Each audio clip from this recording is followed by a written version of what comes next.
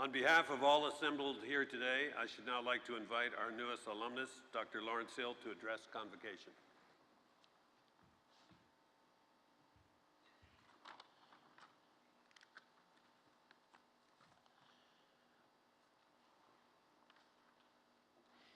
President Chakma, Chancellor Cowan, Professors Neil Brooks and Menina Jones, faculty and administrators, parents and friends, graduands, thank you for this great honor.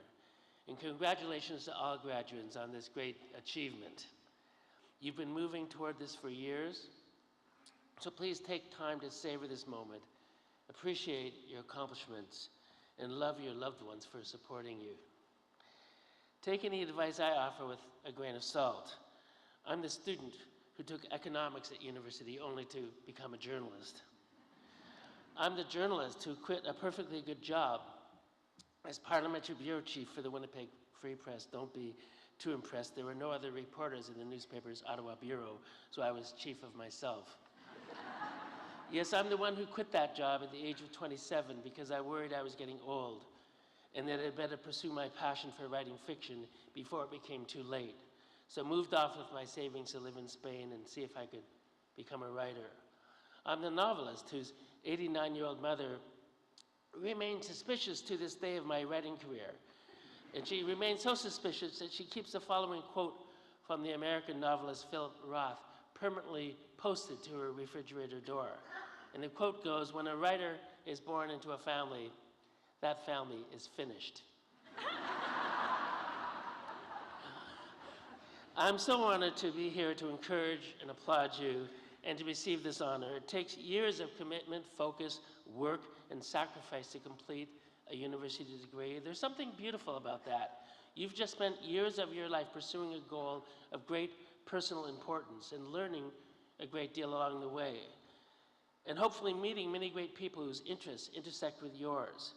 That's a pretty great way to live if you set aside a few minor inconveniences such as cafeteria food and basement apartments.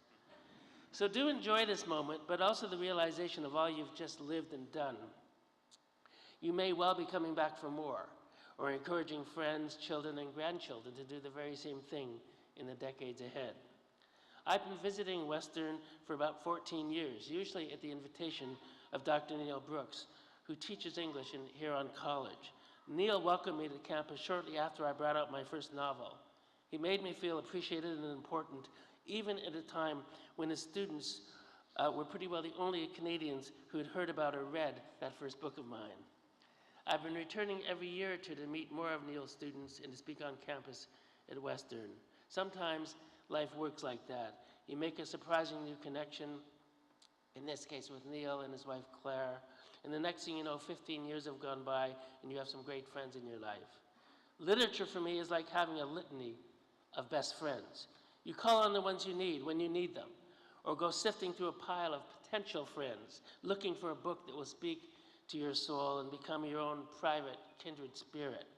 Why is story so important to us anyway? We tell and retell stories to make sense of our lives and the world we live in. We narrate our life stories and rejoice in the stories of others, to draw from the same sustenance that religion offers. Stories guide us, console us, show us the way, prop us up in hard times, help us to understand the human soul, and to guide us in our moral choices.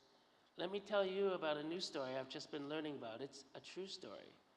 In December of 1941, right after the Japanese bombers destroyed Pearl Harbor and drew the Americans into World War II, there arose a palpable fear in North America that Japan would attack Alaska, a weakly defended northwest corner of America that seemed just a stone's throw away from Japan itself, and that the Japanese would then come marauding down the continent of North America.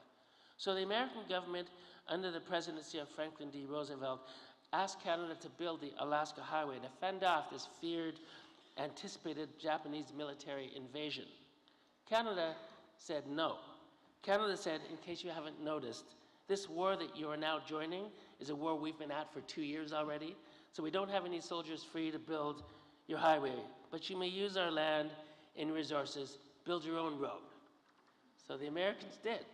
They had brought up 10,000 soldiers to build a primitive military road across mountains, rivers, permafrost, and tundra.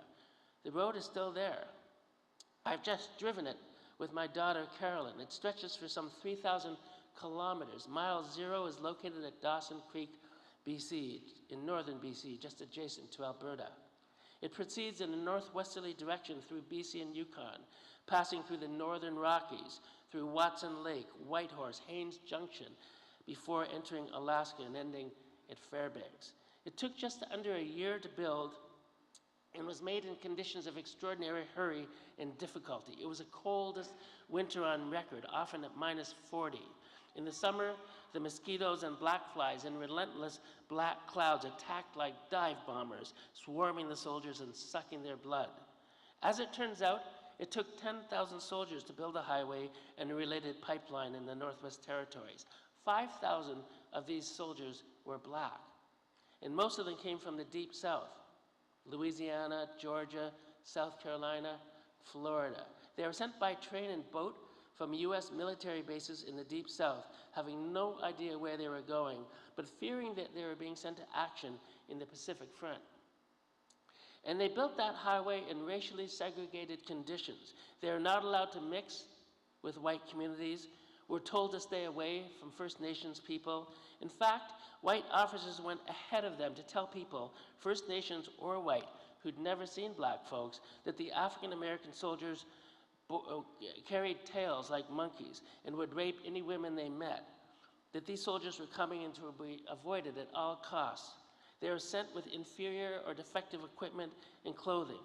Imagine facing the winter in BC or Yukon with rubber boots and no idea what the winter means in the far north. Some of them died of drowning or being hit by machinery or falling trees or freezing to death when their equipment failed. The highway was built in 9 months and then rebuilt and fixed many times over the decades. The feared Japanese invasion never materialized, but the highway altered the North forever, crashing as it did through First Nations land and disrupting forever the lives of First Nations people.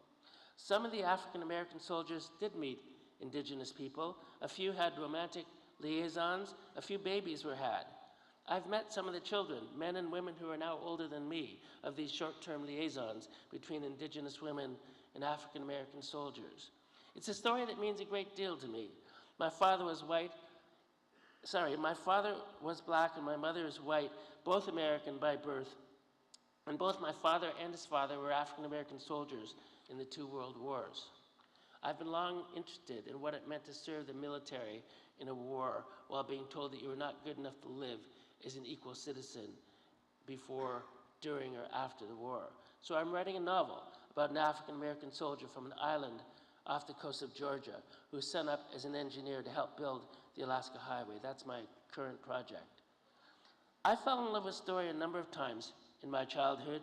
I fell in love listening to my mother read poetry aloud at my bedside, such as A.A. Milne's Disobedience, which starts, as you probably know, like this: James, Morrison, Weatherby George Dupree.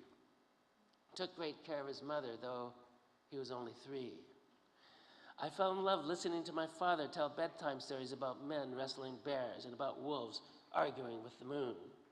I fell in love listening to stories told every day in class by my grade 1 teacher, Mrs. Rowe, at Mallow Road Public School in Don Mills, Ontario.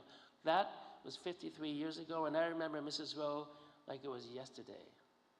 I fell in love with the stories my parents told about falling in love against all odds and against all rules. In Washington, D.C. in 1953, at a time when everything was segregated in the American South, even federal government cafeterias, telephone booths, and drinking fountains, my black father and white mother met and married in the American capital.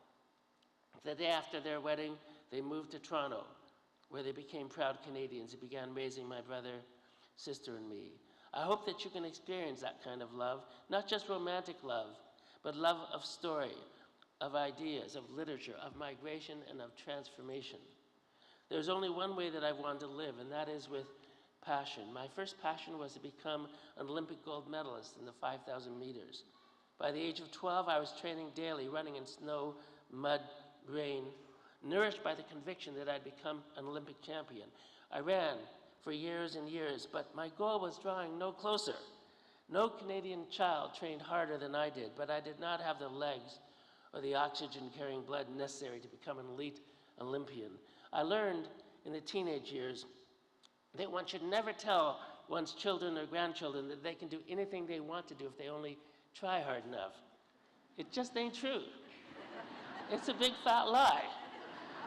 Not everyone can become an Olympic gold medalist in the 5,000 meters, an NHL star, a prima ballerina, a movie star, an astronaut. Let's stop for a moment and ponder the fact that every year tens of thousands of Canadian adolescents wake up at the age of 15 or 16 and discover that the thing they've been dreaming of for 5 years is just not going to happen.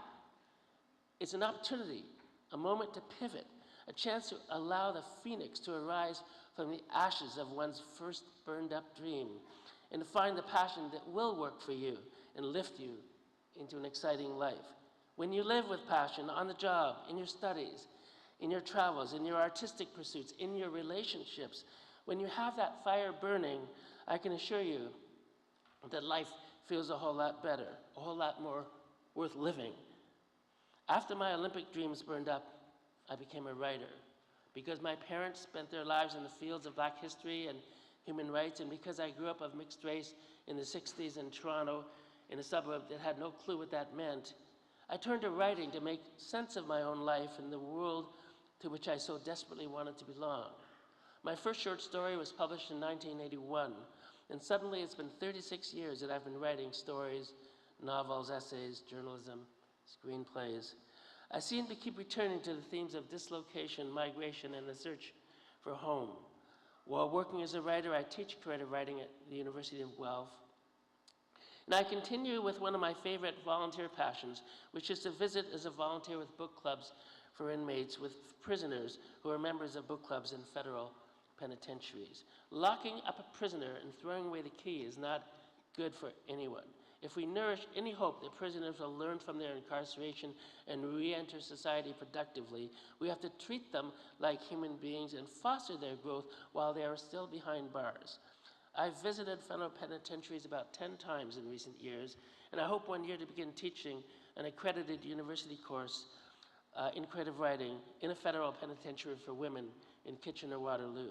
And I can tell you that I firmly believe that an inmate who's actively reading and writing is more likely to reflect, mature, and grow behind bars, and has a much improved chance of making a successful transition back into society.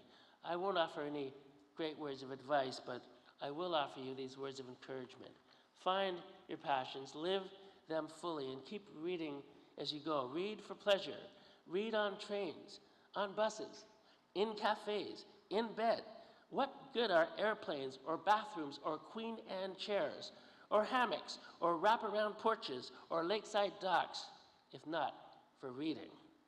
A great book is like a grand old friend, somebody whose company you can keep and who can keep you great company. Congratulations again for today. Good luck. Enjoy this day and do the things you love the most.